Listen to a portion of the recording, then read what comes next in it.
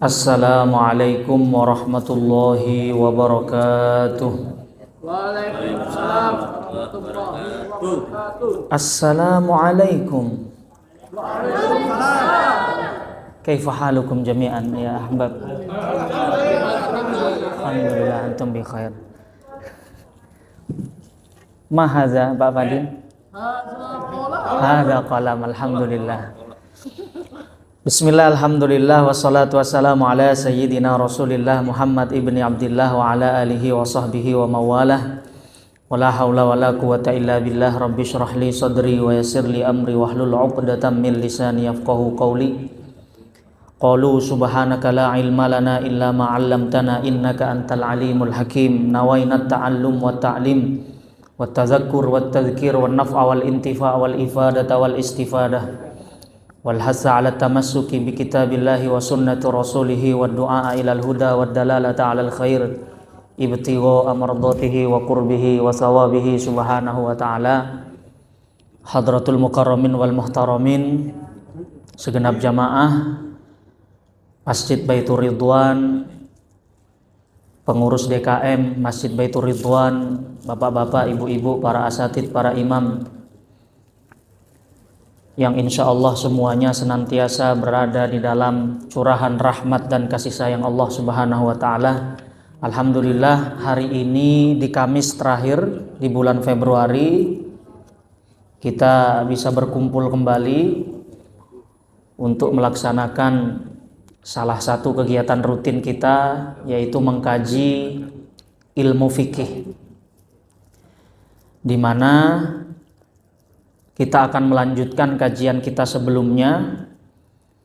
Dan pada pertemuan di siang hari ini insya Allah kita akan mengambil tema Babu Sholatil Musafir. Kita akan membahas tentang aturan main, tentang fikih sholat bagi seseorang yang melakukan perjalanan. Mengapa tema ini penting? Yang pertama, kebetulan hari ini kita akan mengangkat tema sholat di pengajian nanti malam. Dan juga yang kedua, memang fikih kita sudah memasuki pembahasan tentang sholat. Banyak orang yang melakukan perjalanan, kemudian mereka bertanya-tanya, Pak Ustadz, saya sudah boleh jamak atau belum? Saya sudah boleh qashar atau belum? Kalau perjalanannya dari sini ke sini, hukum jamaknya gimana? Hukum qasharnya gimana? Nah, saya kira penting bagi kita untuk membaca apa yang ditulis oleh para ulama kita tentang aturan fikih bagi musafir beserta dengan dalil-dalilnya. Tapi sebelum itu mari kita membaca suratul Fatihah untuk membuka kajian ini. Semoga apa yang kita dapatkan menjadi ilmu yang bermanfaat. Al-Fatihah. A'udzubillahi minasyaitonirrajim. Bismillahirrahmanirrahim. Alhamdulillahirabbil alamin. Ar-Rahmanir Rahim, Maliki Yaumiddin, Iyyaka na'budu wa iyyaka nasta'in, ihdinas siratal mustaqim, siratal ladzina an'amta 'alaihim ghairil maghdubi 'alaihim waladdallin. Rabbighfirli wa liwalidayya walil mu'minina amin. Saya akan membaca atau menjadikan kitab utamanya adalah kitab Fiqhul Manhaji yang ditulis oleh Syekh Mustafa Bugo, salah satu ulama bermazhab Syafi'i dari Syria. Karena saya tidak memiliki kitab fisiknya, maka saya mohon izin melihat layar HP Pak Arifin ya. Karena kitabnya saya letakkan di PDF. Idealnya sih Ustadz pakai tablet, idealnya. Cuman Ustadz Wawan belum memfasilitasi gitu. Ini barangkali sekalian usulan.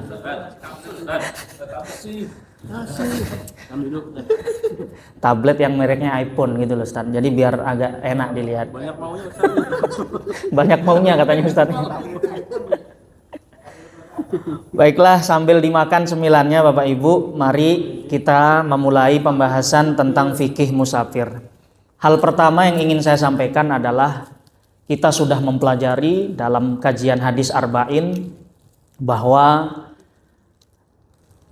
Allah Subhanahu wa Ta'ala menurunkan syariat ini sebagai syariat yang mudah dijalankan. Maka di dalam Al-Quran Allah Subhanahu wa Ta'ala berfirman, wa ma ja'ala alaikum fid dini min haraj. Aku tidaklah menjadikan ajaran agama ini sebagai kesulitan bagi kalian. Di dalam ayat yang lain Allah Subhanahu wa taala berfirman, yuridullahu bikumul yusra wa la yuridu bikumul usra. Kata Allah, Allah menghendaki dengan turunnya agama ini adalah sebuah kemudahan, dan Allah sama sekali tidak menghendaki kesulitan dalam menjalankan ajaran agama. Di dalam banyak hadis baginda Nabi juga menegaskan watak syariat Islam ini yang taisir, yang sangat mudah dijalankan.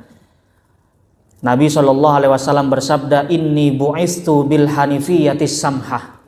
Aku diutus oleh Allah dengan membawa agama yang hanif, as-samhah, yang penuh dengan kemudahan. Atas dasar ayat dan hadis tadi itulah maka ulama kita membuat kaidah di dalam fikih yang bunyi kaedahnya adalah al-masyaqqatu tajlibut taisir.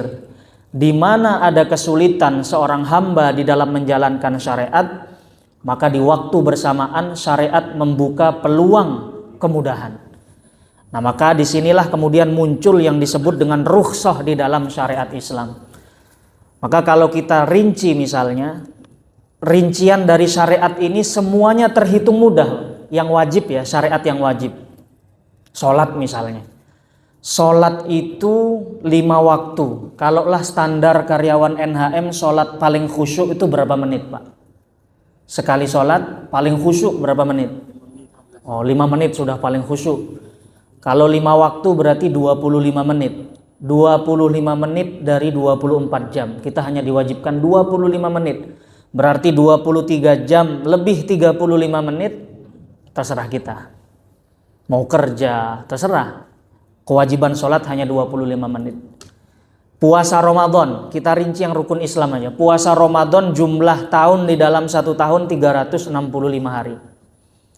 Tetapi yang oleh Allah diwajibkan berpuasa hanya 29 hari atau 30 kalau istiqmal. Kemudian zakat Pak. Zakat itu kalau sudah mencapai nisab maka kadar yang diwajibkan syariat adalah rubu'ul usyur. Jadi dibagi 10 kemudian dibagi 4. Kalau sekarang 2,5%. Itu kewajiban zakat. Itu masih lebih kecil daripada besaran pajak negara. Kewajiban zakat kita. Oleh karena itu syariat ini datang dengan membawa kemudahan di dalam menjalankan ajarannya. Termasuk di antara kemudahan tersebut adalah syariat mempertimbangkan kondisi di mana seorang mukmin agak merasa berat ketika dia menghadapi kondisi itu. Nah, salah satu di antaranya adalah yang disebut dengan safar. Apa arti safar? Perjalanan. Mengapa perjalanan ini dianggap sebagai kondisi yang meringankan tuntutan syariat? Karena baginda Nabi SAW bersabda, as-safaru qit'atun minal azab. Perjalanan itu adalah sebagian dari siksaan. Jadi orang yang melakukan perjalanan itu seakan-akan mendapat azab sebelum waktunya. Kata ulama, azab di sini bisa dimaknai 2 hal. Yang pertama, lelah secara fisik, itu sudah pasti. Atau kalaupun tidak lelah secara fisik, minimal dia lelah secara maknawi. Kenapa? Karena seorang musafir yang melakukan perjalanan, maka minimal dia meninggalkan orang-orang yang dicintainya. Maka di situ ada masyaqqah, ada kesulitan yang dirasakan. Maka Nabi mengatakan perjalanan itu adalah bagian dari azab. Nah sekarang ketika kita berstatus sebagai musafir misalnya, maka ada beberapa dispensasi yang diberikan syariat. Di antaranya misalnya al-fitru fi Ramadan. Boleh tidak berpuasa di bulan Ramadan. Kemudian yang kedua mashul khuffain. Mengusap khuf ketika sholat. Ini yang jarang kita lihat di Indonesia Pak. Jadi khuf itu adalah penutup kaki yang kalau di Arab biasanya dipakai ketika musim dingin. Terbuat dari kain, ditutup ke kaki kita, sama fungsinya kurang lebih seperti kaos kaki, tapi bedanya dia nggak tembus air. Maka di dalam perjalanan syariat memberi rukhsah. Kalau ente perjalanan berat melepas khuf karena memang situasi yang tidak memungkinkan, wudhunya tidak harus mengalirkan air ke kaki kita. Jadi kita diperbolehkan mengusap khuf cukup dari luar. meskipun air itu tidak masuk ke kaki. Nah, itu salah satu keringanannya yang kedua. Lalu yang ketiga adalah yang berkaitan dengan sholat, dan ini yang akan kita bahas. Apa keringanan yang berkait bagi musafir? Nah, ini yang pertama, ikhtisar fi kammiyatir rakaat wa yusamma qasran. Yang pertama, Allah memberi diskon. Allah memberi kortingan kalau bahasa pedagang kita dalam jumlah rakaat. Dari yang 4 rakaat didiskon menjadi 2 rakaat. Inilah yang disebut dengan qasar. Jadi qasar itu artinya meringkas. Dan yang berhak diringkas adalah sholat yang rokaatnya paling banyak, yaitu yang rokaatnya 4. Maka sholat yang bisa dikosor, sholat apa saja? Pertama, zuhur. Yang kedua, asar. Yang ketiga, isya. Subuh nggak ada korting-kortingan, itu sudah korting 2 rokaat, nggak bisa jadi 1 rokaat. Maghrib 3 nggak bisa dikorting jadi 1,5. Jadi qasar itu yang harus difahami berlaku pada sholat yang sifatnya rubaiyah, sifatnya 4 rakaat. Itu yang pertama. Kemudian jenis keringanan yang kedua adalah menggabungkan satu sholat dengan sholat yang lain. Inilah yang disebut dengan sholat jamak. Jadi zuhur dengan asar digabung atau maghrib dengan isya digabung. Kalau subuh Pak Ustadz digabung dengan sholat duha boleh? Oh, nggak boleh. Itu namanya sholat qadha. Nggak bisa. Jadi berlakunya jamak itu hanya zuhur gabung dengan asar, kemudian maghrib gabung dengan isya. Nah, sekarang mari kita mulai mengkaji hal-hal yang berkaitan dengan sholat qasar. Apa dalil di dalam Al-Quran yang memperbolehkan seorang muslim ketika melakukan perjalanan meringkas sholatnya? Allah subhanahu wa ta'ala berfirman, laisa alaikum junahun an taksuru minas salah in khiftum ayyaftinakumul ladzina kafaru. Nah, ini penting Pak. Kata Allah subhanahu wa ta'ala, tidak berdosa bagi kalian untuk mengqasar sholat. In khiftum ayyaftinakumul ladzina kafaru. Ketika kalian berada di dalam perjalanan dan kalian merasa khawatir diserang oleh orang-orang kafir. Maka ayat ini sebenarnya konteksnya adalah ayat jihad, ayat perang. Jadi ketika baginda Nabi keluar dari Madinah bersama sahabatnya, kemudian kok di tengah perjalanan ada kekhawatiran untuk diserang musuh, maka mereka diperkenankan untuk menjadikan sholat yang asalnya 4 rakaat diperingkas, dipercepat menjadi 2 rakaat. Ini dalilnya. Kemudian sahabat bertanya di dalam riwayat Sahih Muslim, faqala qad aminan nas ya Rasulullah. Sekarang kan kondisi sudah aman, kita nggak lagi perang. Gimana kalau kita tetap melakukan perjalanan, nggak ada ancaman diserang musuh? Lalu Nabi Shallallahu Alaihi Wasallam menjawab, sodakotun tasodakallahu biha alaikum. Itu adalah sodakohnya Allah untuk kalian. Faqbalu sodakotahu. Maka terimalah sedekahnya Allah. Jadi keringanan rukhsah ini adalah sedekahnya Allah untuk kita. Maka kata Nabi, terimalah sedekahnya Allah. Karena Allah suka kalau sedekahnya diterima. Dalam hadis lain Nabi mengatakan, innallaha yuhibbu an tu'ta rukhasuh kama yuhibbu an tu'ta azaimu. Allah itu senang kalau memberi keringanan, kemudian keringanannya diambil. Maka kalau kita perjalanan, fisik kita kuat Pak Ustadz, gak level 2 rakaat. Kita kuat 4 rakaat, barusan habis makan sate onta misalnya. Kuat fisiknya, staminanya masih kuat. Apalagi Syekh Fatir kulla yaum ya'kul al-laham ghanam. Setiap hari makan daging kambing misalnya. Staminanya kuat Pak. Daging kambing bisa bikin kuat ya Pak ya, bisa bikin kuat stamina. Kemudian melakukan perjalanan, dapat tugas ke luar kota, Masya Allah nggak ada rasa capeknya sama sekali. Lebih afdol mengqasar atau tidak mengqasar? Lebih afdol sholatnya jadi 2 rakaat atau tetap 4 rakaat? Pertanyaan saya Pak. 2 rakaat. Lebih afdol 2 rakaat. Ahlan wa sahlan kaifa halak? Alhamdulillah, ada orang Arab nyasar. Jadi saya ulangi lagi, rukhsah itu adalah hadiah dari Allah. maka hadiah itu lebih afdol untuk kita ambil meskipun kita secara fisik kuat. Nah, kemudian ada 4 hal penting. Ya, ini fokus kajian kita di 4 ini, Pak. 4 hal penting yang menjadi syarat keabsahan mengqashar sholat ketika kita menjadi musafir. Yang pertama, an tata'allaqa bi dhimmatihi fis safar wa yu'addiha aidan fis safar. Bahwa kewajiban sholat itu telah berlaku kepada kita dalam statusnya sebagai musafir.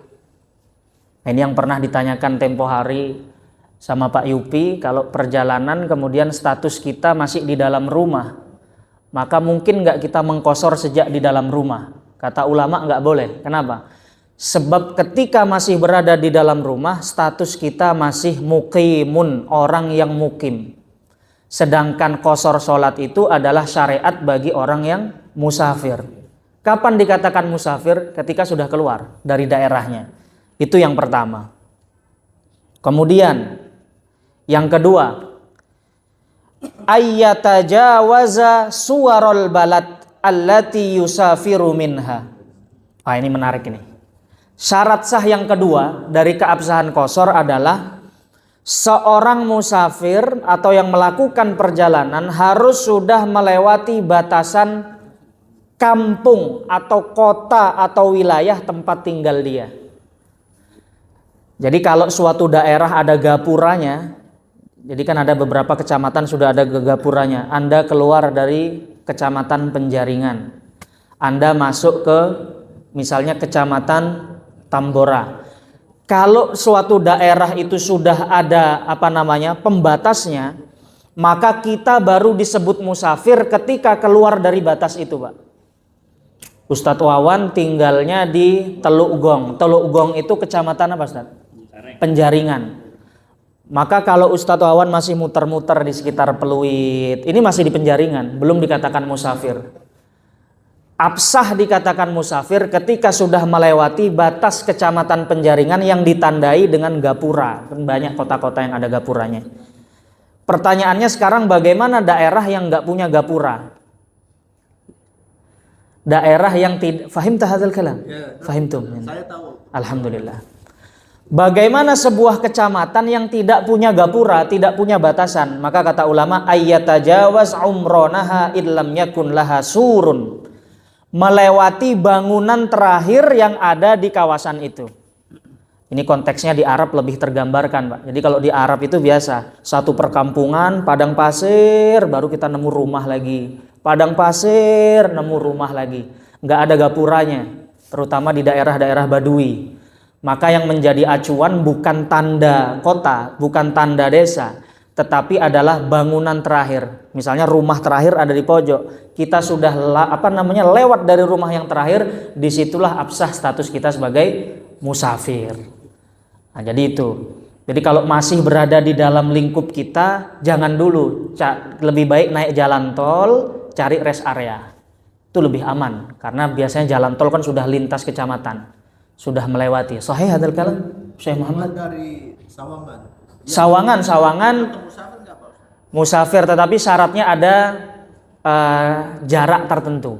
Enggak semua perjalanan bisa mengqashar sholat. Nah, itu nanti akan kita bahas, Ustadz. Nah, kemudian apa dalilnya? Nah, ini menarik. Ulama mazhab Syafi'i mensyaratkan bahwa seorang musafir itu harus keluar dari daerah desanya dengan berlandaskan hadis di dalam Sahih Bukhari yang diriwayatkan oleh sahabat Anas radhiyallahu anhu. Beliau mengatakan, shallaitu dzuhra ma'an nabi sallallahu alaihi wasallam bil madinati arba'an wal asra bi dzil hulaifah rak'atain. Kata sahabat Anas, aku pernah melakukan perjalanan bersama baginda Nabi. Ketika zuhur masih ada, aku sholatnya masih di wilayah Madinah. Nabi menjadi imam, sholatnya 4 rakaat. Tetapi ketika perjalanan itu sudah masuk waktu asar, aku sudah nyampe di desa lain namanya Dzul Hulaifah. Maka ketika itu Nabi sholatnya 2 rakaat. Ini menjadi bukti bahwa ketika masih di dalam Madinah, masih belum seorang itu dikatakan musafir. Yang ketiga, hanya 4 saja, 4 poin. Yang ketiga, seorang musafir tidak boleh berniat untuk nginap di tempat tujuan 4 hari atau lebih. Kalau dia dari perjalanan di kampungnya sudah ada niatan, saya pergi ke Gosowong. Ini contoh Pak ya, Mas Iwan dapat tugas di Gosowong. Sudah jelas SK-nya. Dari tanggal 1 Maret sampai 17 Maret. Berarti sudah lebih dari 4 hari. Maka rukhsah safar itu tidak berlaku bagi Mas Iwan. Kenapa? Karena dia sebenarnya ketika lebih dari 4 hari, dalam niatan dia sudah bukan musafir lagi, tetapi menjadi mukim. Orang yang ingin menetap di situ selama 18 hari. Maka nggak berlaku lagi. Batasannya 4 hari Pak ya. Kalau di bawah 4 hari, ada keperluan cuma 3 hari Pak Ustadz. Maka Bapak masuk ke daerah itu selama 3 hari masih bisa qashar sholat. Waktu perjalanan berangkat dan pulang tidak dihitung. Contoh, Senin berangkat ke Solo. Senin berangkat ke Solo, maka hari Senin ini tetap sudah bisa boleh qashar, tetapi nggak dihitung dari 3 hari itu. Dihitungnya mulai kapan? Selasa, Rabu, Kamis bisa qashar. Kemudian Jumat balik ke Jakarta. Jadi hitungannya 3 hari itu dengan tidak menghitung hari berangkat dan hari kembali. Nah kemudian ada kasus Pak, ini dikit aja. Ketika seseorang berniat pergi ke suatu tempat, tapi nggak jelas, yang penting ada urusan, tapi dia nggak bisa memastikan urusannya selesai dalam berapa hari. Nggak ada kepastian. Kalau tadi kan jelas. Kalau Mas Iwan tadi udah jelas dapat SK 10 hari, udah jelas. Tetapi terkadang kita melakukan perjalanan, contoh daftar haji buat paspor keluar kota, kita nggak tahu, nggak ada kepastian berapa hari urusan kita akan selesai. Maka dalam kondisi seperti ini, saya bacakan, kana la ya'lamu muddata baqaihi fiha li'amalin yu'alijuhu wa la yadri mata yutimmu. Ketika seorang tidak bisa memastikan kapan hajatnya selesai, kapanpun bisa sebenarnya, cuman dia nggak bisa mastiin. Maka dalam kondisi seperti ini, kata ulama, qassara fil halati tsaniyah ila samaniyata asyara yauman. Diperkenankan mengqashar salat 18 hari. Jadi Bapak punya hajat yang nggak ketemu, nggak bisa diprediksi. Pokoknya saya dapat tugas untuk menyelesaikan proyek ini di kota tersebut. Tapi kita nggak bisa pastikan. Bisa selesai dalam 2 hari, bisa selesai dalam 3 hari. Ternyata dalam realitanya mundur. Ada penyebab yang membuat pekerjaan kita nggak selesai. Sehingga pekerjaan itu molor. Maka dalam kondisi ini syariat memberikan keringanan selama 18 hari. Apa landasannya? Di dalam riwayat Abu Dawud, suatu hari Nabi melakukan dalam peristiwa Fathu Makkah. Dalam peristiwa Fathu Makkah, setelah itu ada peperangan yang namanya Harbu Hawazin, peperangan Hawazin.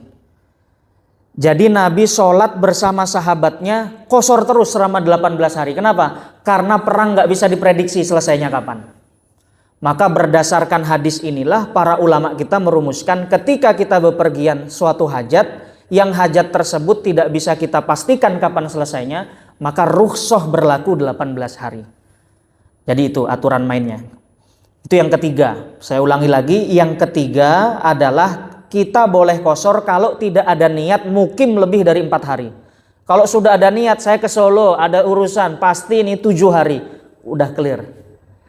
Nggak ada rukhsah, nggak ada rukhsah qashar ketika sudah sampai di Solo. Karena ketika sampai di Solo, status kita sudah mukim. Kalau di jalan bisa, tapi ketika sampai di Solo udah nggak bisa, karena kita sudah niat lebih dari 4 hari. Kemudian yang terakhir, alla yaqtadi bimuqimin. Nah ini yang penting Bapak Ibu. Ketika Bapak Ibu sudah memutuskan untuk sholat qashar di bandara misalnya, di musola bandara, maka jangan bermakmum dengan orang yang sholatnya sempurna. Kita sholatnya mau qashar, tiba-tiba di bandara, di musola bandara, imam tetapnya sholat, ngimamin. Kita jangan ikut jamaah dengan mereka. Kenapa? Karena jamaah mereka mutimmun, orang yang menyempurnakan 4 rakaat.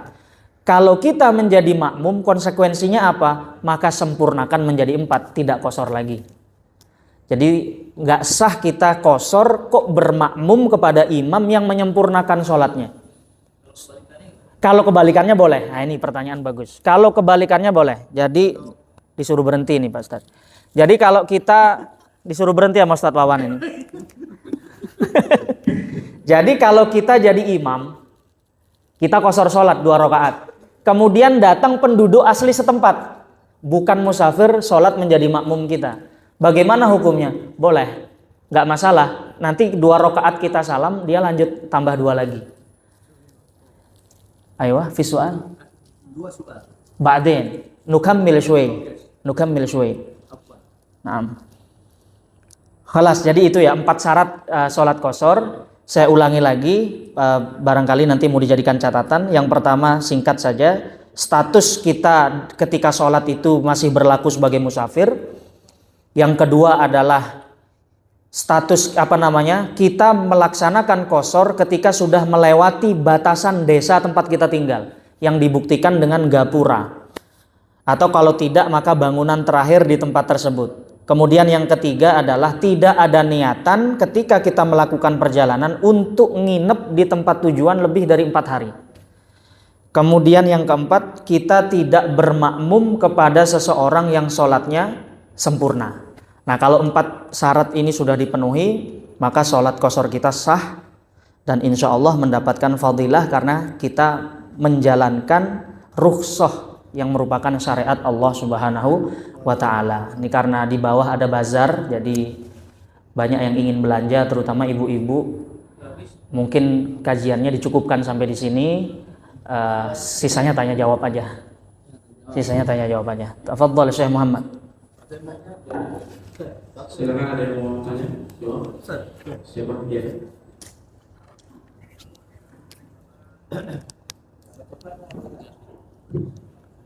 بالعربية يعني بالعرب يعني.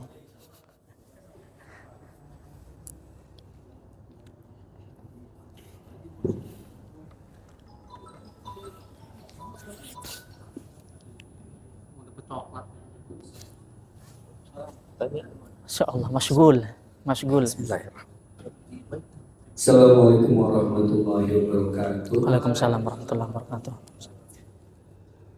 Terima kasih Ustaz atas isi kajiannya, ini sangat bermakna sekali, khususnya bagi kita karyawan NIM Group. Ada satu pertanyaan dari saya, pengalaman dari saya ketika berangkat ke Kosovo. Oh menarik. Saya perjalanan waktu itu Dini hari. jam 2 pagi. Oke. Ketika itu kan waktunya kan masih sedang ngantuk-ngantuk ya Ustaz. Nah, ketika di pesawat itu subuh itu habis lewat. Dan saya juga kurang tahu sudah sampai di mana. Itu tahu-tahu jamnya kan berbeda dan sudah siang.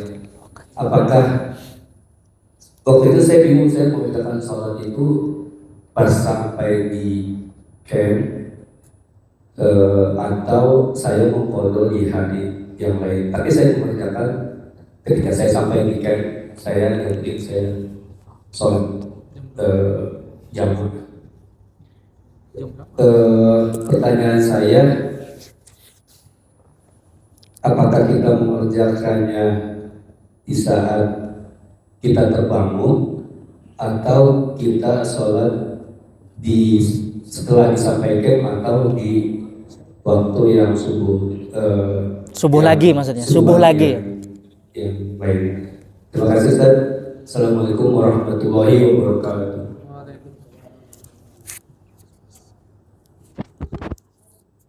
Ya Irwan. Tanya dulu. Mubasyarah ini. Mubasyarah. Waalaikumsalam. La Arabiyah. Likayaf. Likayaf hamu al-Arabiyah. عندي ممكن سؤالان أستاذ. السؤال الأول يتعلق بالمسألة. في المسألة. نعم. لو كنت مسافر ووصلت إلى مسجد يصلون مقيمين، هم مقيمين، Haula mukim. هؤلاء مقيمين، هم يصلون صلاة المغرب، فهل يجوز أن أنضم إليهم أم لا؟ Tamam. لأن صلاة المغرب Anta fis safar yani. في السفر، Labas. صلاة المغرب Tamam. أو كانوا ممكن صلاة الصبح الفجر، Naam. صلاة الفجر لا يوجد فيها نعم. قصر صح؟ صح. فهل يجوز أم لا يجوز؟ Naam. السؤال الثاني والله نسيت.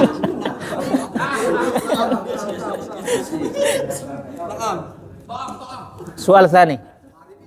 لو كان صلاة الجمعة هل يجوز أن أقصر؟ أو صليت صلاة الجمعة ركعتين، نعم. هل هم يكتسبوا صلاة الظهر ثم أصلي ركعتين العصر؟ Ba'dal Jum'ah yani. بعد صلاة الجمعة. Oke, siap. وشق سؤال الإخوان، لو عرفت أن الصبح سيفوتني هل يجوز أن أصلي في الطائرة أو في القطار؟ Tamam, saujib. Nah, saujib. شكرا. جزاك الله خير. Jazakallah khair, ahsanal jaza. As-su'al mumtaz jiddan. Pertama dari Mas Iwan, memang penerbangan ke Indonesia Timur itu dini hari semua. Apalagi ke Sultan Babullah itu kan jam 2 kan. Mendarat, saya juga pernah ke Maluku Utara, mendarat sudah jam 7. Sehingga sudah nggak mungkin, sudah pasti keluar waktu subuh. Apalagi Indonesia Timur lebih cepat 2 jam. Ulama punya istilah di dalam kitab fikih tentang seseorang yang tidak mungkin melaksanakan sholat di saat itu dengan istilah faqidut tahurain. Orang yang tidak menemukan air, orang yang tidak menemukan sesuatu untuk bersuci, nggak ada air, nggak ada debu, nggak ada sesuatu yang untuk menutup auratnya, maka di dalam kitab fikih disebut faqidut tahurain. Apa faqidut tahurain ini konsekuensinya? Maka dia tidak harus melaksanakan sholat itu di waktunya, tetapi dianjurkan untuk melakukan sholat yang disebut lihurmatil waqti. Sholat untuk menghormati waktu. As-sholah lihurmatil waqti. Gimana pelaksanaannya? 2 rakaat. Mas Iwan bisa menjalankannya di kendaraan kalau memungkinkan. Tetapi sholat subuhnya bagaimana? Apakah di pesawat? Pendapat muktamad, sholat di pesawat itu nggak sah karena agak susah memenuhi rukun-rukun semuanya. Pertama, memastikan arah kiblat. Yang kedua, sujud itu kan syaratnya harus di bagian dari bumi. Nah, sedangkan ulama kita masih berdebat ketika di atas udara, bisa nggak sujudnya kita disebut istiqror alal arad. Maka lebih baik mengikuti pendapat yang sholat lihurmatil waktu sebisa mungkin kemudian diqodho. Konsep qodho itu bagaimana? Konsep qodho itu man nama anis sholah au nasiyaha fal yusolliha idza zakaroha. Barang siapa yang tertidur sehingga kelewat nggak sholat atau lupa, kata Nabi fal yusolliha idza zakaroha. Segera qodhoi ketika ingat. Jadi acuannya bukan hari. Kapan ingat laksanakan. Fleksibel, mau di waktu subuh, mau setelah subuh, mau di waktu duha, mau ba'da zuhur, kapan ingat qodoi sholatnya. Sholat subuh rakaataini qodaan lillahi ta'ala, mengqodho. Kemarin saya langsung sholat. Iya, langsung sholat, bagus itu mas, di qodho. Kemudian 2 soal dari Syekh Muhammad. Aina Syekh Muhammad? Ayo. Soal pertama dari Syekh Muhammad. Kita lagi sholat, lagi musafir, kemudian mampir di masjid, kemudian orang-orangnya lagi sholat maghrib. Boleh nggak kita bermakmum dengan mereka? Hadza huwa soal sah. Boleh nggak kita bermakmumnya? Boleh dong. Nggak ada masalah. Kenapa? Karena maghrib tidak ada kosornya. Yang tidak diperbolehkan itu kalau kita ingin mengkosor dengan imam yang mukim. Sholat isya kita ingin kosor 2 rakaat, imamnya 4 rakaat. Itu yang nggak sah. Tapi kalau dalam kasus maghrib maka nggak masalah.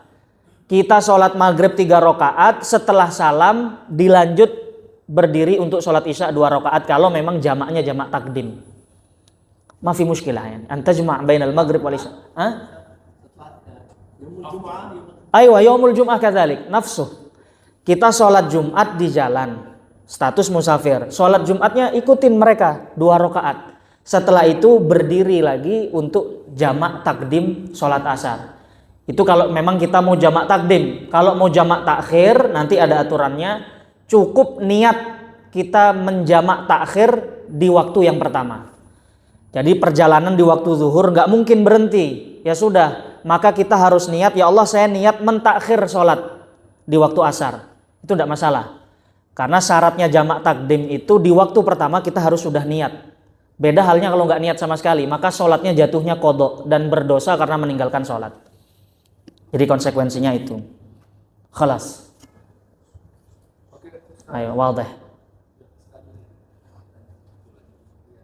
Hal-hal apa yang kita perlu saya bisa jamak takdim atau jamak taksir? Ayo. Maksudnya dua-dua. Boleh atau misalnya kalau كيف تعلمنا جمع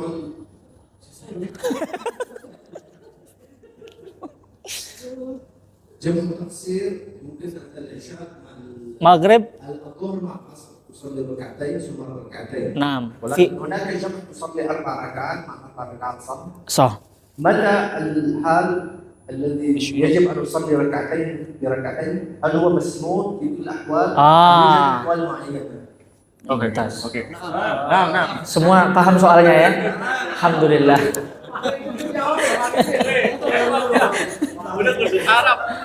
Iya, pertanyaannya bagus dari Syekh Muhammad.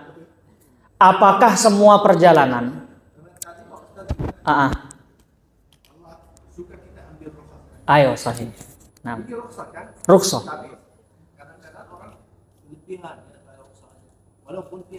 Ayo. Menarik.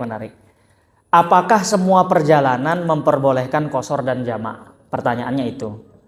Untuk qashar ada batasan jaraknya dan itu sudah pernah saya sampaikan, jarak marhalatain.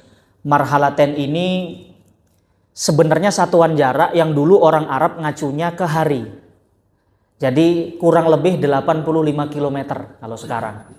Kalau belum sampai 85 km maka kita tidak diperkenankan untuk mengqashar. Tetapi kalau menjamak, ada ulama yang memperbolehkan perjalanan tidak sampai masafatul qashar, tapi kita ada masyaqqah dalam perjalanan itu, boleh untuk menjamak tapi tidak qashar. Jadi kalau di sini Bogor misalnya hanya 50 kilo, tidak sampai 85, maka bisa menjamak tapi nggak boleh mengqashar. Kalau qashar dibatasi oleh jarak. Beda dengan jamak. Kalau jamak masih lebih fleksibel. Ulama masih berpendapat meskipun tidak sampai jarak qashar, tetapi kalau ada masyaqqah, jamak masih bisa dilakukan. Cukup Pak Arifin? Oke, cukup. Khalas. Satu lagi Pak. Satu aja. Fadhal. Masalah ini Pak. Ustaz. Kalau kita selesai sholat maghrib atau apapun sholat terus kita mau jamak atau qashar, kita berpindah atau tetap di situ? Oh, masalah tempat. Tempatnya. Ada kan orang yang ada yang hanya menggeser sedikit saja sudah boleh, ada yang sampai jauh banget gitu. Itu tolong kasih tahu aturannya seperti apa. Iya. Oke, terima kasih. Sebenarnya tidak ada kewajiban kita berpindah posisi dari satu sholat ke sholat lain. Cuman sebagian ulama menganjurkan kita berpindah posisi dari satu sholat ke sholat lain, baik itu konteksnya setelah sholat fardu lalu sholat sunnah maupun sholat fardu yang dijamak, agak menggeser dikit karena beristidlal dengan ayat Al-Quran surat Zilzalah, idza zulzilatil ardu zilzalaha yauma idzin tuhadditsu akhbaraha bi anna rabbaka awhalaha. Di ayat itu kan dikatakan bahwa nanti di hari kiamat bumi yang kita pijak ini menjadi saksi. Baik saksi atas amal kebaikan yang kita lakukan maupun amal kemaksiatan keburukan yang kita lakukan. Berdasarkan pemahaman itulah kemudian ulama kita mengatakan semakin banyak posisi yang kita ambil di suatu tempat untuk melaksanakan kebaikan, maka itu semakin afdol. Tapi tentu saja kita lihat konteks. Kalau di kanan kiri kita sudah penuh, nggak usah maksain juga untuk pergi ente, malah berkelahi jadinya. Itu hanya afdoliyah. Kalau memang memungkinkan, laksanakan. Kalau nggak memungkinkan, nggak usah dipaksa. Itu Pak Yupi ya. Cukup, terima kasih. Satu lagi Pak Ustaz. Tafadhol. Assalamualaikum warahmatullahi wabarakatuh. Waalaikumsalam warahmatullahi wabarakatuh. Menambahkan dari yang tadi dibahas jarak 85 km. Nggih. Kalau misalkan kita perjalanan lebih dari 80 km kan bisa dikosor ya, 2 rakaat. Misalkan maghrib dengan isya, Iya. kita boleh 2 rakaat kan. Boleh juga tetap 4 rakaat Ustaz. Boleh. Jadi kira-kira bagus mana tuh? Bisa pilih 2 Iya. rakaat apa tetap bisa 4 rakaat aja gitu. Iya. Kita misalkan melakukan sholat maghrib di sini, setelah itu lanjut sholat isya. Oh, berarti nggak dijamak? Dijamak. Oh, dijamak tetap. Dijamak. Tapi nggak mau dikosor. Iya. Meskipun jaraknya sudah lebih dari Iya, 8. 100 kilo lah, harap 100 kilo. Iya. Itu lebih baik apa kita kosor atau jamak yang rakaat? Iya, kalau di dalam menurut ulama mazhab Syafi'i, Terima kasih. al-qasru afdol minal itmam. Mengkosor sholat ketika sudah memenuhi syarat jauh lebih afdol daripada menyempurnakan. Dan lebih sangat dianjurkan ketika 4 kondisi, Pak. Yang pertama kalau sudah 123 km lebih. Itu lebih dianjurkan. Kenapa? Karena menurut mazhab Hanafi, kalau sudah 123 km, hukumnya bukan sunnah kosor itu. Wajib. Maka kalau 123 kilo, lebih baik kosor. Karena mazhab Hanafi berpendapat wajib. Kemudian yang kedua, kalau di dalam diri kita ada keraguan-raguan tentang syariat kosor. Masa sih 2 rakaat sholat? Lebih baik kosor untuk menghilangkan rasa was-was itu. Untuk menghilangkan rasa was-was. Kemudian yang ketiga, kalau posisi kita sebagai tokoh masyarakat. Tokoh yang dilihat oleh banyak orang, kita lebih baik kosor. Kenapa? Untuk menjelaskan kepada masyarakat awam bahwa syariat kita ini memiliki keringanan. Syariat kita ini nggak melulu berat, ada keringanan-keringanannya. Maka dalam kondisi itu lebih baik kosor. Cukup. Assalamualaikum. Waalaikumsalam warahmatullahi wabarakatuh. Khalas ya nih, khalas. Kalas. Oke, insyaallah. Saufa nastamir yaum Thulatha. Hari Selasa insyaallah akan kita lanjut. Wahid. Kalas. Ustaz Arifin.